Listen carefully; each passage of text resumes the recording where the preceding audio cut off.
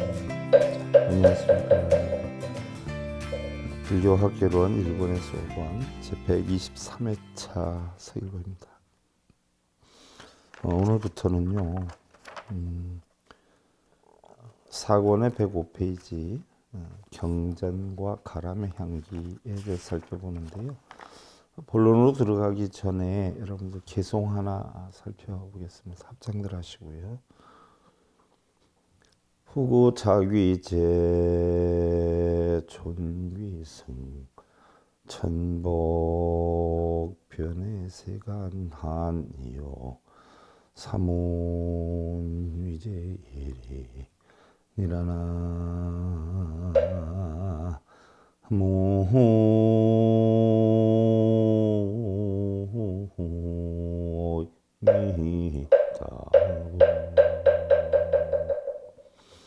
무릇 벼슬과 지위와 재물을 구해서 높고 귀하기가 하늘의 복보다 더하여도 마음의 다스림과 그 지혜가 세상에서 뛰어나도록 공한 이치를 많이 듣는 것이 제일이니라. 아무리 명예나 권력이나 재물이 많다라고 하더라도 세상이 공하다 하는 이치와 지혜를 깨우치는 것만은 못하다라고 했어요.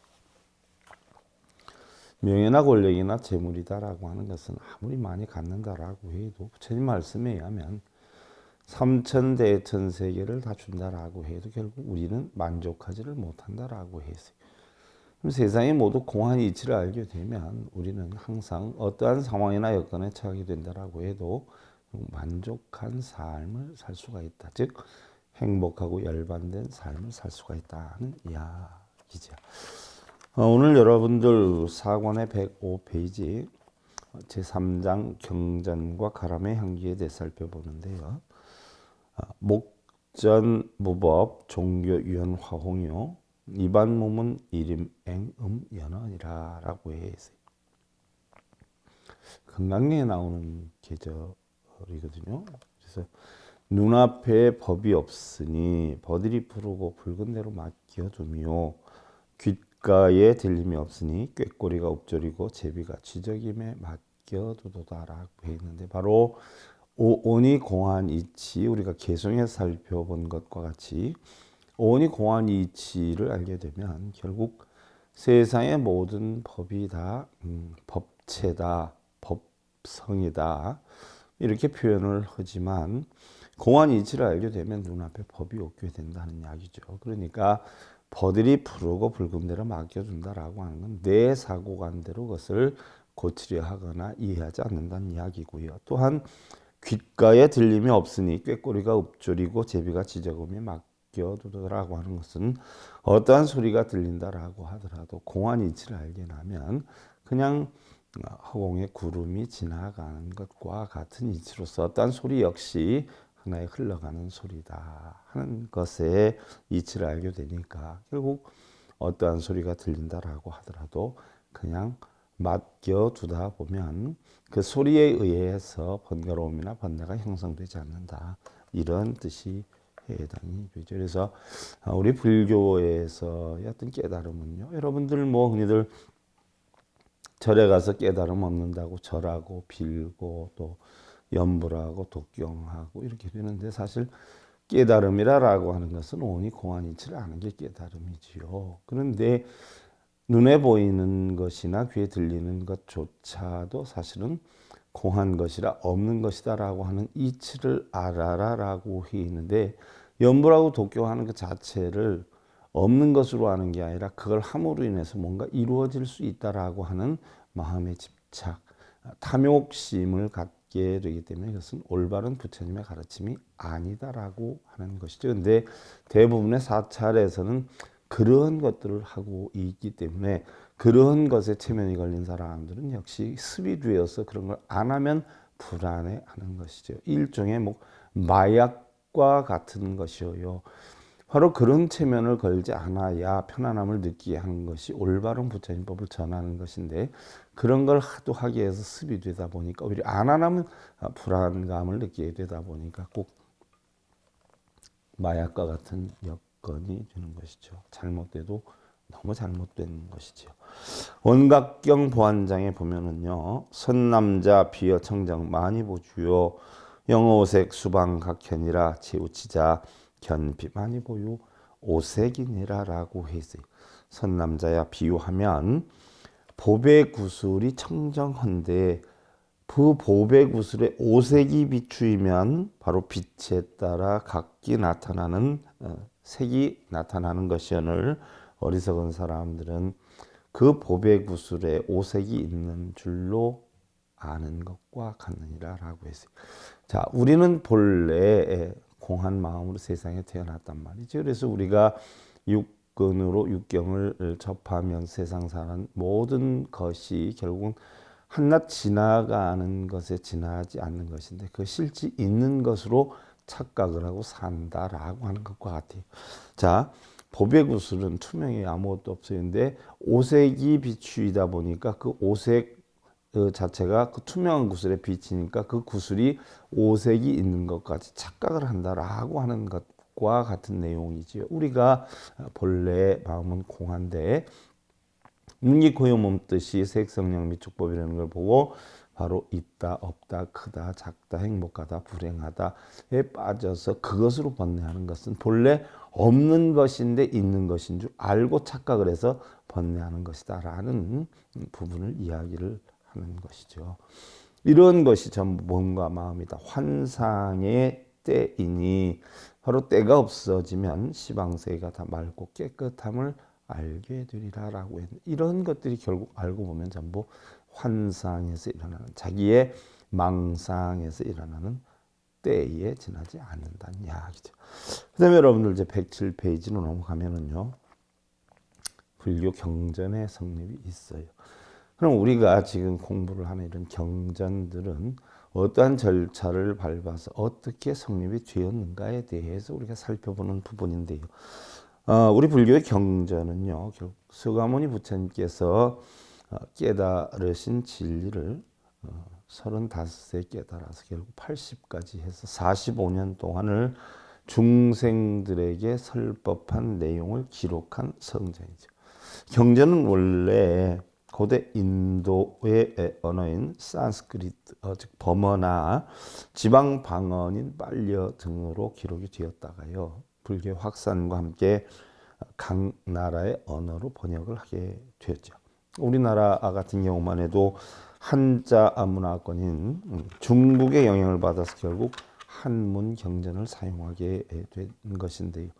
서머니 부처님 당시에는요, 자신이 가르친 내용을 기록이나 보관 또는 명문화시키려 하지 않았어요. 그래서 부처님은 열반하실 때 절대로 불상 같은 거를 제작하지 말아라라고 했는데 결국 나중에 부처님을 직접 보아야 당신의 가르침을 생생하게 우리가 공부할 수 있다 하는 염원으로 불상이 제작이 되었던 것이죠. 그러니까 그 불상에 기원하고 빌고 이러기 위해서 불상을 제작한 게 아니라 당신의 모습을 우리가 생생하게 살펴보면서 당신과 같은 깨우침을 얻겠다는 각고를 세우는 그런 어떤 표상으로서 불상이 만들어진 것이지 뭐 우리나라에서처럼 뭐 불상에 절하고 빌게 하기 위해서 불상이 제작된 것은 아닌데 그런 것들이 잘못 오해 소지를 불러일으켜서 불교의 거룩한 가르침이 미신화되는 하나의 우상 숭배화되는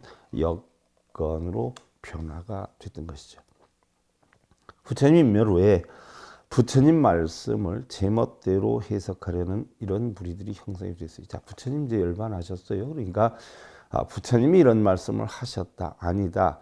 이건 또 이런 뜻으로 했다. 아니다. 그건 그런 뜻이 아니다.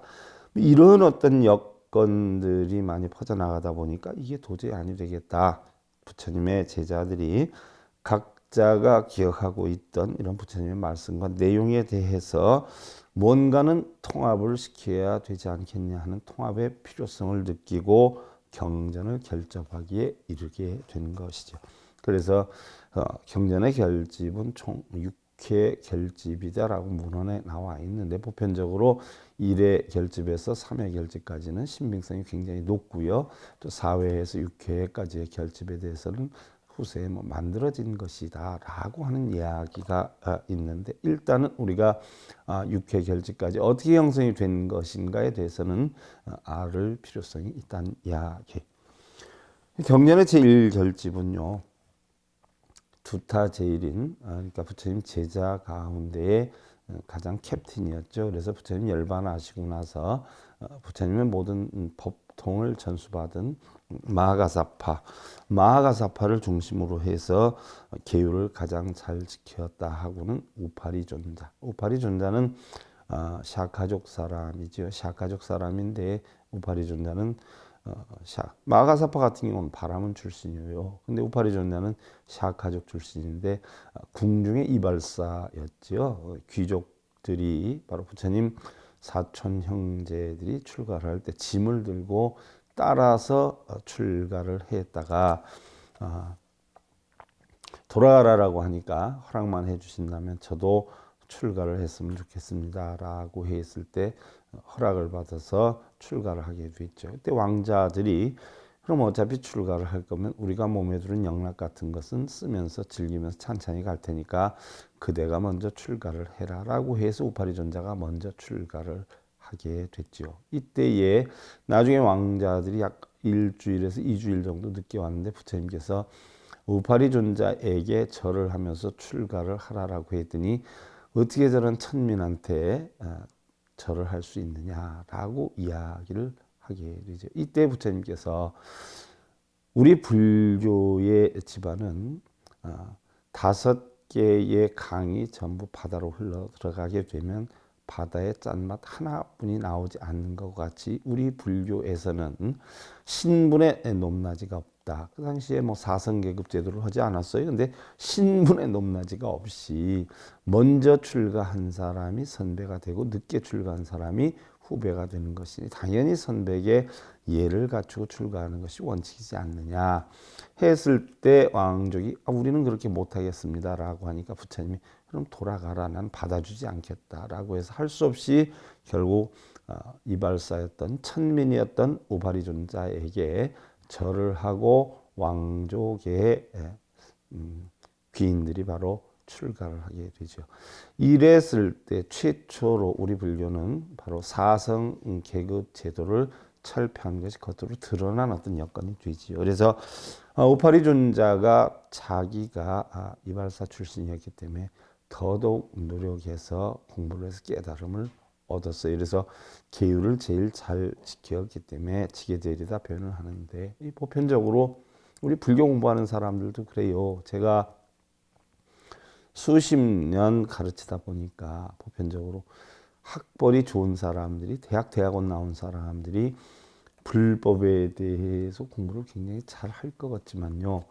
이미 사회에서 많이 배웠다라고 하는 자기 인식이 있기 때문에 말은 잘해요. 그럴듯해요. 말은 잘하지만 마음의 깊이는 건성으로 하는 경우가 많고 오히려 공부를 사회적으로 안 했던 분들 뭐 예를 들어서 초등학교만 나왔다든지 아니면 중학교만 나왔다든지 뭐 이런 사람들이 오히려 공부를 더 열심히 하는 경우들이 많이 있지요. 그래서 제가 살펴볼 때 우파리존자도 역시 자신의 어떤 천민이다라고 하는 것을 극복하기 위해서 이를 형용할 수 없이 무지하게 많은 공부를 하지 않았느냐. 그래서 계율을 가장 잘 지켰다. 그래서 율사지요. 지게제율의 우파리존자가 계율 하나하나의 항목을 외우게 됐고요.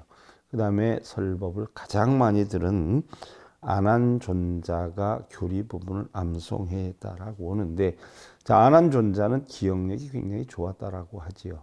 부처님 50대 중반, 쉬운 4~5에서부터 부처님 열반하실 때까지 26년간을 시봉을 했고요.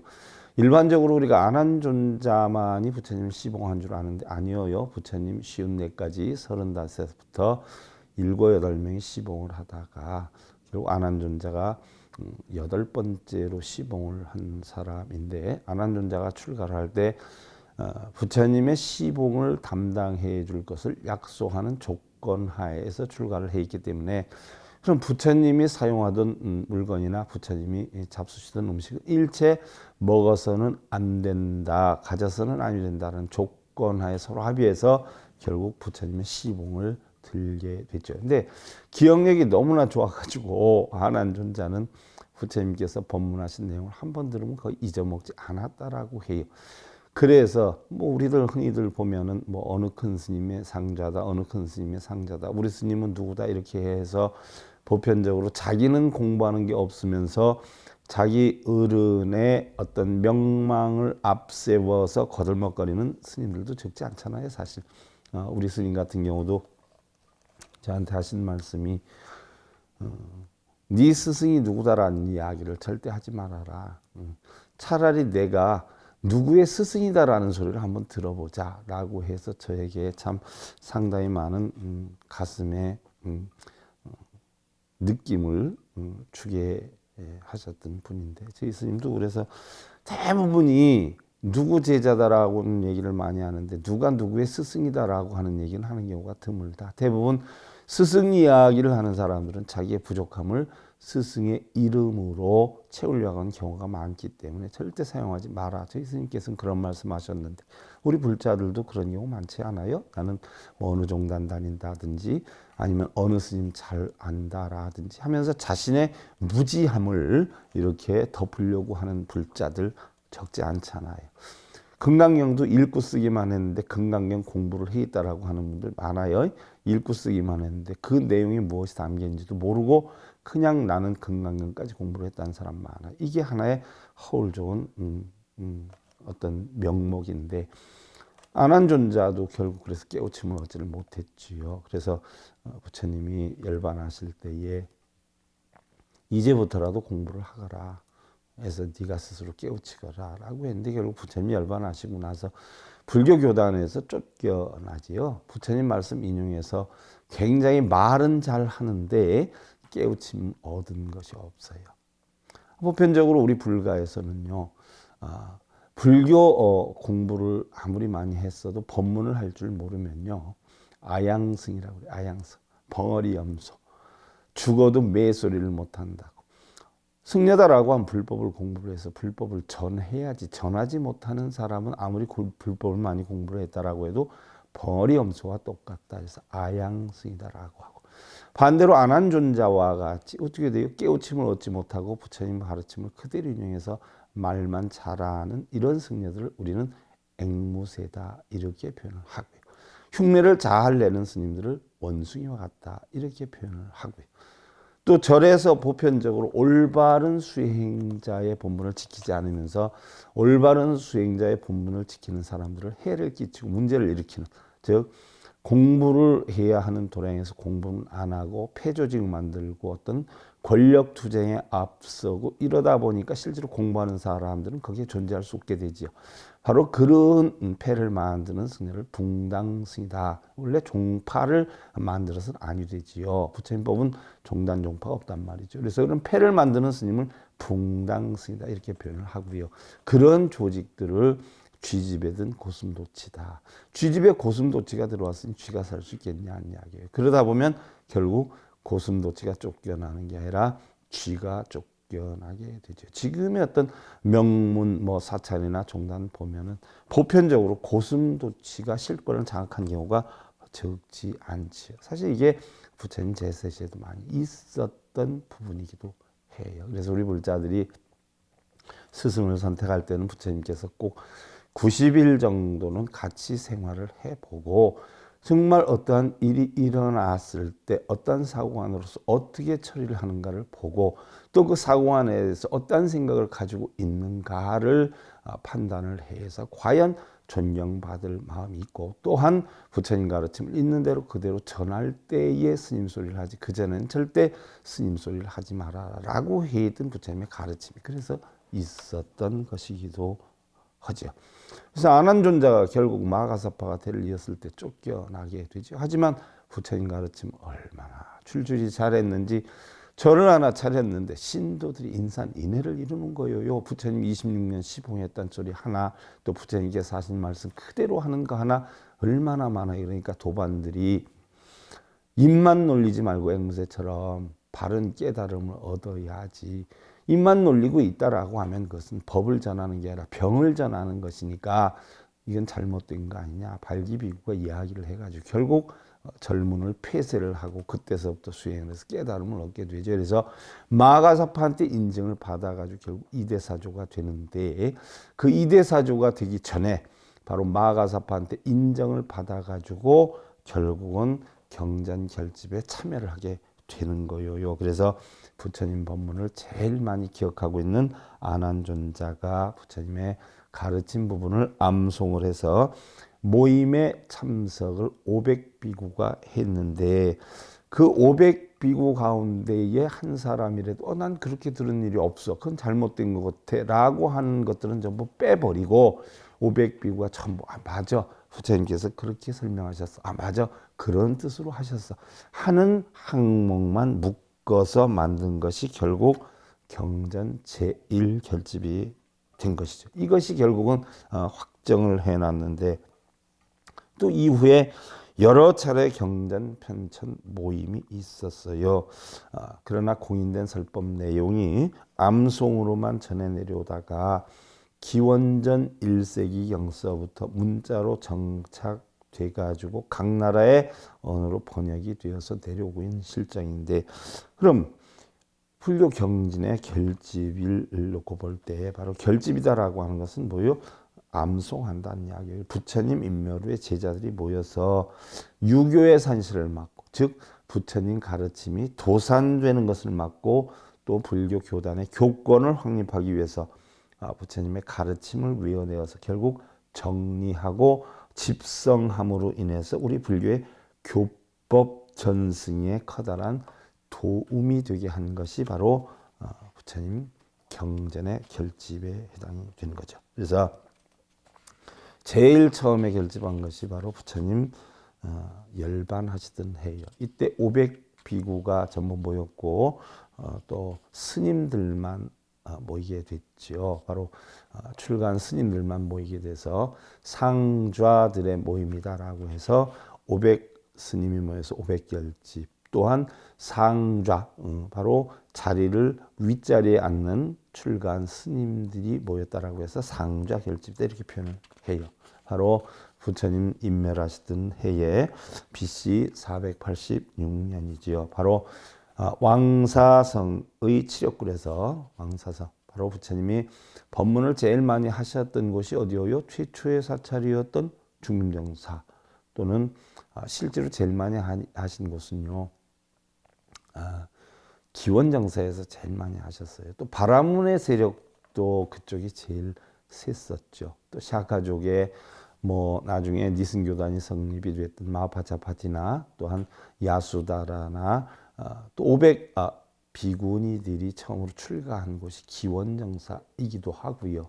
또 그 다음에 부처님이 법문을 제일 많이 한 세 곳 중에 하나가 바로 왕사성인데 왕사성이다라고 하는 것은 바로 중림정사 맞은편 산이다 이렇게 표현을 해요. 그래서 왕사성의 칠욕굴에서 마가섭을 상좌로 해서 아난존자, 오파리존자와 500비구가 모여서 확정을 했는데 이때는 부처님의 말씀과 또 계율에 대한 결집이었어요. 그래서 제1결집은 바로 경과 율의 결집이다 이렇게 표현을 하고요.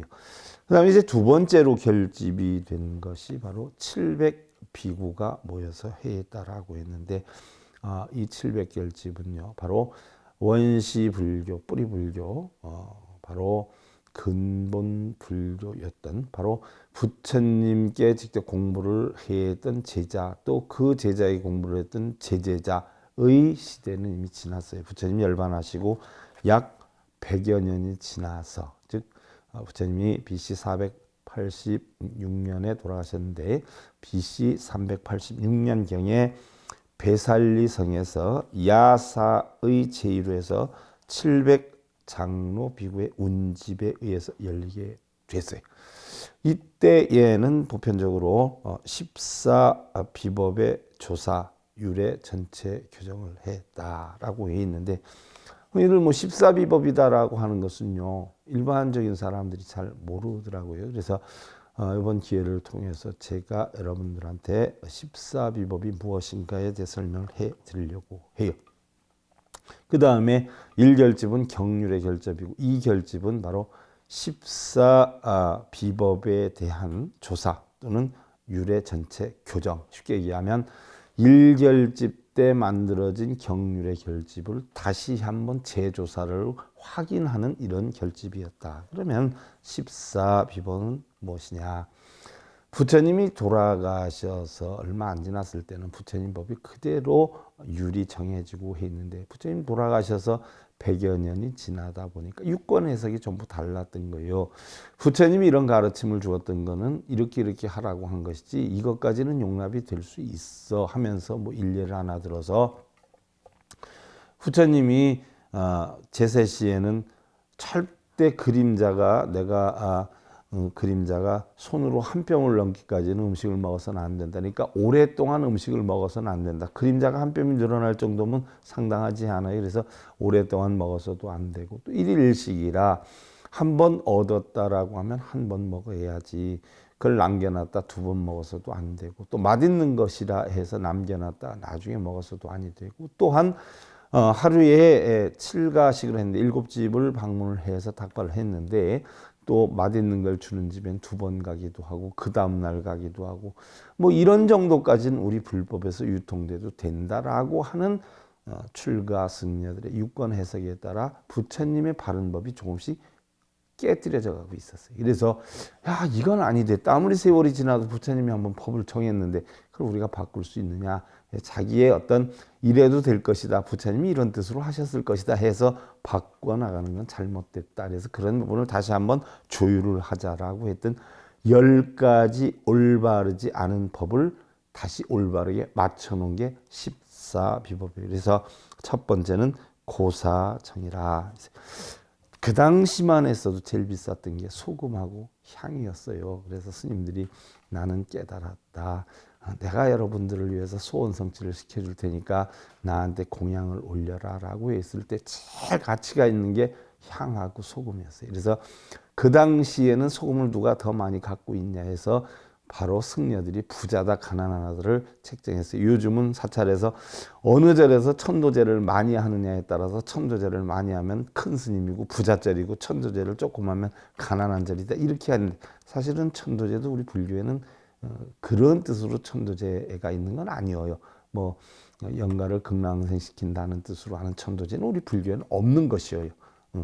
그와 같이 그 당시에도 내가 내 소원을 이루어지겠다 해가지고 뭐를 받냐 하면 소금을 받지요. 그러면 소금을 받으면 일단 뭐 현찰하고의 빠팅이 될 수 있는 게 소금하고 향이었기 때문에 그런 걸 많이 받지요. 그랬다가 전날 받은 소금 또 미리 받은 소금을 어떻게 돼요? 우리는 공약을 하면 절대 남기지 말아라 하는 것은 남긴 데는 자체는 탐욕심을 유발시킬 수 있는 가능성이 있기 때문에 남기지 못하게 하는 것이거든요. 왜냐하면 이거 아까워 해서 남겼다 먹고 두었다 먹고 이걸 못하게 하는데 소금을 받았단 말이에요. 향을 받은 건 또 저장을 하는데 저장도 원래는 못하게 돼 있죠. 근데 소금을 받으면 어떻게 돼요? 전날 받았다 전전날 받았다 이러면 그때 다 먹질 않고 아껴놨다가 그 다음날 식사할 때 먹기도 하고 또 아니면 그 다음 날 먹기도 하고 이래서 한 번 받은 소금을 여러 번으로 나누어서 먹는 것은 잘못된 것이다 라고 해서 고사정이다 라고 해서 그것을 지적해서 고쳐나가기로 했고요. 두 번째가 이지정이다. 이지정. 일일 일식을 해야 되는데 자 공양을 했는데 해그늘이 원래는 부처님 제세 시에는 한 뼘이 넘어서는 안 된다라고 했는데 한 뼘이나 2뼘이나 그거지 뭔 차이냐 해가지고 2뼘이 될 때까지는 먹어도 된다라고 해가지고 밥을 뭐예요? 음식을 더 오래 먹는 거예요. 그러니까 더 많이 먹는 거죠. 또 아니면은 금방 먹었다가 그림자가 2뼘이 늘어나기 전에 다시 또 탁발을 하러 가가지고 다시 얻어다 먹고 이런단 말이죠. 그러니까 이런 것은 있어서는 아니 된다 해가지고 일일 일식사를 하되 절대로 그림자가 한 뼘을 넘으면 안 되지. 2뼘까지 가서는 아니 된다라고 하는 것을 고쳤고요. 세 번째가 수희정이라. 자, 음식을 먹었는데 내 양이 안 차서 배가 고파요. 그러면 다시 또 다른 사람이 얻어온 거에서 나누어서 먹어도 된다라고 하는 주장들. 어차피 똑같은 한 끼인데 내가 닭발 하나 얻어먹는다고 해서 뭐가 잘못이 돼 있냐 해가지고 두 번, 세 번 먹는 경우, 아니면은 예를 들어서 음식을 좀 빨리 닭발이 끝났다라고 하면 거기에서 잽싸게 먹고, 다른데 얘기 들어보니까 늦게 닭발을 해서 거기는 아침 식사 시간이 좀 늦다라고 하면 잽싸게 먹고 그것을 옮겨가서 다시 또 먹는 이러한 여건이, 이것도 잘못된 것이다 해서 이것도 부처님 법대로 고쳐야 된다라고 회의했던 부분이. 네 번째가 도행정이라. 도량에서 음식을 먹고 또 음식을 먹은 뒤에 다른 곳에 가서 또 먹을 수 있다라고 하는 것. 다른 도량에 가서 이런 건 잘못됐다. 한 곳에서 먹으면 그걸로 끝나지 어떻게 또 다른 곳에 가서 먹을 수 있냐. 이것도 고쳐야 된다. 다섯 번째가 락장정이에요. 락장정. 락장정은 뭐냐? 수유, 성밀. 수유는요, 지금은 우리가 뭐 쌀 막걸리니 뭐 밀가루 막걸리니 하지만 그 당시에는 술을 뭘로 담았냐면 젖으로 담았어요. 소젖으로 술을 담갔는데 그걸 갖다 뭐라 그러면 수유예요. 수유인데 수유가 시큼시큼해지고 술이 되기 전, 술 기운은 있지만 아직 술이 완전히 안 된 상태니까 술은 먹지 말라라고 했지만 그건 술이 덜 됐으니까 먹어도 괜찮다라고 해가지고 그걸 먹고 다니면서 취기가 있어서 흔들흔들 다니는 거예요. 왜 술을 먹었냐? 나 술 안 먹었다. 아직 술 되기 전에 수유를 먹었다. 이렇게 표현을 해요. 또한 성밀.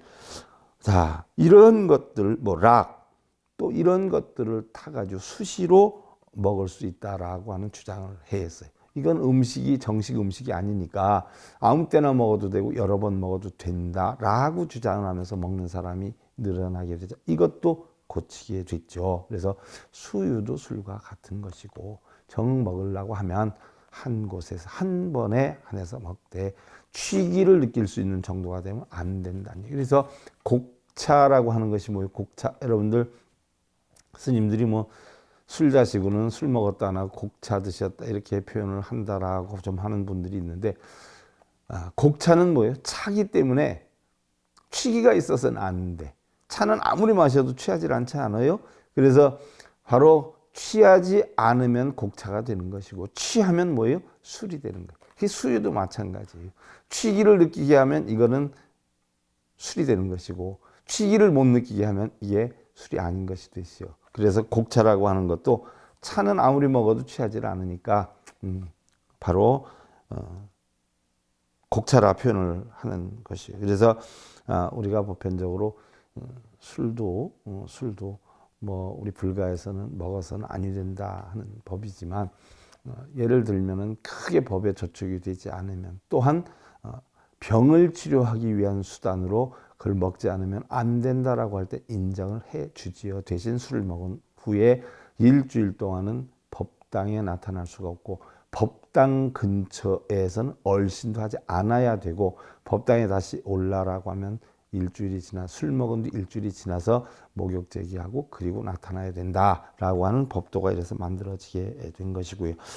다음에 이제 치병정이라 여섯 번째, 병을 치료할 때는 아직 술이 덜 된 사로가주 등을 마실 수 있다는 주장이다. 즉 병이 심한데 술을 먹지 않으면 안 된다. 술을 먹어야 꼭 치유를 할 수 있다라고 하면 그때 경우에는 사로가주, 쉽게 얘기하면 술이 되기 전에 어떤 술, 약한 술 그런 거는 먹을 수 있다라고 하는 것이고요.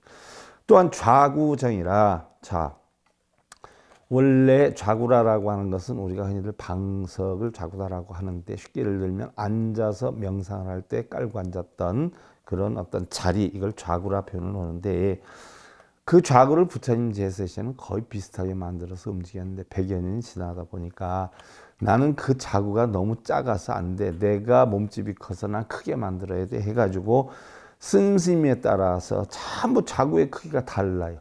그러니까 통일성이 없잖아요. 생각해봐요. 여러분들 법당에 기도하러 갔는데 사람 덩치별로 해가지고 방석을 크고 작게 쫙 해놓으면 얼마나 일정성이 없어요. 우리 불가에서는 샹카인데 화합인데 공통인데, 그러다 보니까 이것도 법도에 어긋난다라고 해서 중간 크기로 해서 어떻게 돼요? 똑같이 만들어야 된다. 좌구는 해서 법도가 바뀌게 됐고, 그 다음에 8번째 구사정이라. 어떤 사람이 잘못을 했어요. 근데 그 잘못한 것이 이미 지나갔어도 그 사람이 할 때는 아무 소리 안 했으니까 나도 그 사람과 같이 율이 조금 어겨진다라고 해도 돼. 왜? 그 사람 먼저 했었으니까 라고 하면서 다른 사람의 잘못된 부분을 눈 감고 넘어갔다라고 해서 나 역시도 해도 된다라고 해서 계율을 어기는 경우가 자꾸 늘어났어요. 아, 쟤도 하는데 왜 나라고 못해? 이거지요. 쉽게를 들면. 그러다 보니까 모르고 넘어갔는데 구태여 모르고 넘어간 그 부분을 갖다가 지적해서 고칠 줄은 모르고 저 사람도 율을 위반했으니까 나도 해도 된다라고 하는 사고는 없애야 된다라고 해 있던 것이 구사정의. 다음에 9번째가 고성정인데, 고성정이라 갈마법을 비법으로 행하고 나중에 용서를 구하면 된다는 주장. 갈마법은 뭐냐?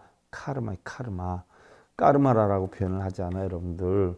우리가 까르마 업이란 말이에요. 갈마법이다라고 하는 업이에요. 선업이든 악업이든.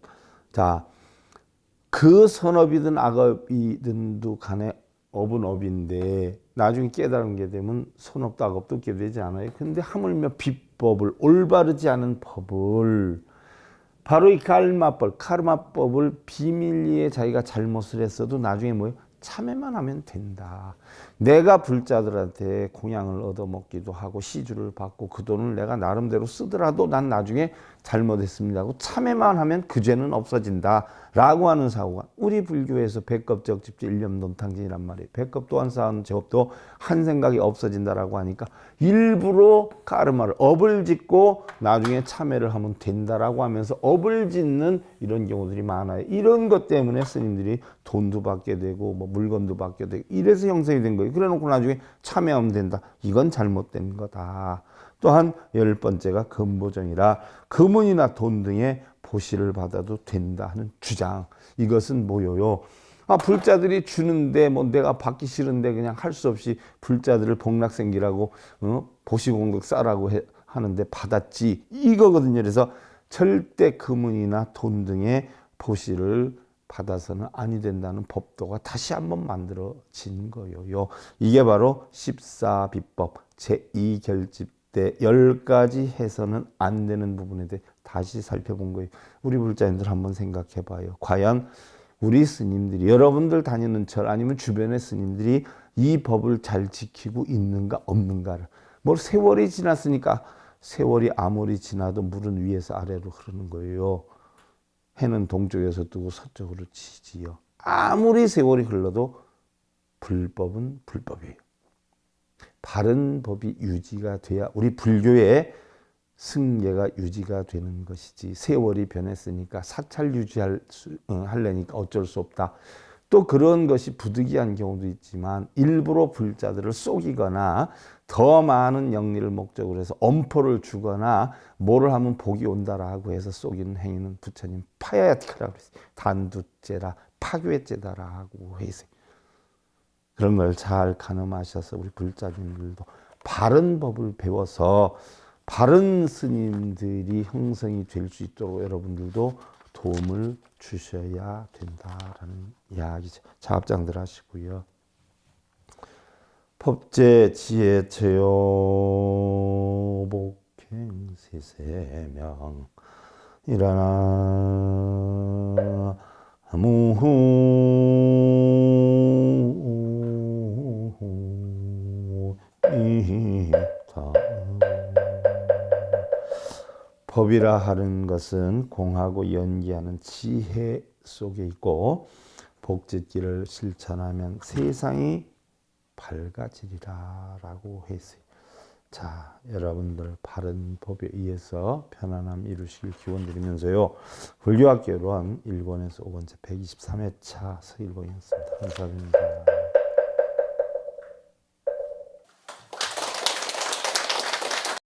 행복으로 가는 징검다리에 서글봉 스님이 여러분들을 초대합니다. SIB 불교교육대학에서는 더 붓다, 생활 속의 천수경, 달마대사 성관법, 현대생활 불교 법요지, 불교학개론, 성철스님 백일 법문 등을 비롯한 다른 불법, 다른 진리, 서길봉 스님의 SIB 불교교육대학.